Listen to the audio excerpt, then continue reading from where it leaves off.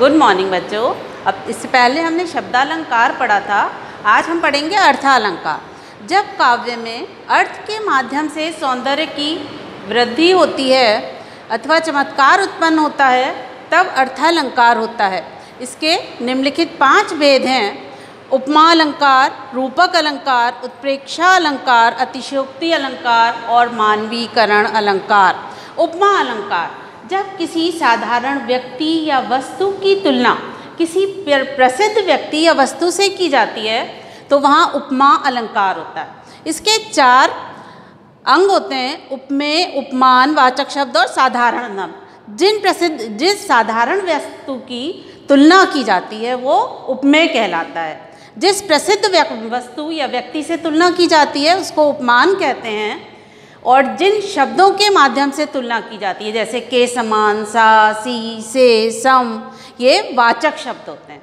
और साधारण धर्म होता है वो शब्द जिसकी तुलना की गई है, जैसे सीता का मुख चंद्रमा के समान है, तो यहाँ सीता के मुख की तुलना की जा रही है तो वो है उपमेय। किसके समान है? चंद्रमा के समान है। चंद्रमा उपमान, के समान वाचक शब्द और सुंदर है, सुंदर साधारण धर्म है।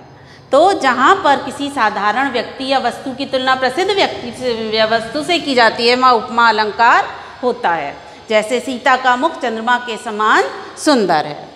इसके बाद है रूपक अलंकार। रूपक अलंकार में बहुत अधिक समानता के कारण साधारण वस्तु को सब प्रसिद्ध व्यक्ति से तुलना नहीं की गई है बल्कि उसी का रूप मान लिया जाता है। जैसे मैया मैं तो चंद्र खिलौना ले हूँ, मैं तो उसने चांद की तुलना खिलौने से नहीं की है बल्कि चांद को खिलौने का ही रूप मान लिया गया है। तो रूपक अलंकार में बहुत अधिक समानता के कारण प्रसिद्ध व्यक्ति को का ही रूप मान लिया जाता है। उत्प्रेक्षा अलंकार, उत्प्रेक्षा अलंकार में कल्पना की जाती है।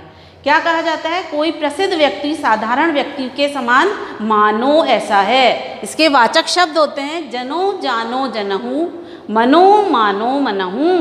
तो उत्प्रेक्षा अलंकार जहाँ पर किसी भी प्रसिद्ध व्यक्ति से ना तुलना की गई है ना उसका रूप माना गया है बल्कि उसकी समान कल्पना की जाती है कि मानो ऐसा हो रहा हो। सोहत ओढ़े पीठ पत श्याम सलोने गात, मनहु नीलमणि शैल पर आतप पढ़ियो प्रभात। मानो श्याम सलोने कृष्ण के नीले शरीर पर पड़ती हुई सूर्य की किरणें, ऐसा लग रहा है मानो वो नीलमणि हो। इसके बाद आता है अतिशयोक्ति अलंकार।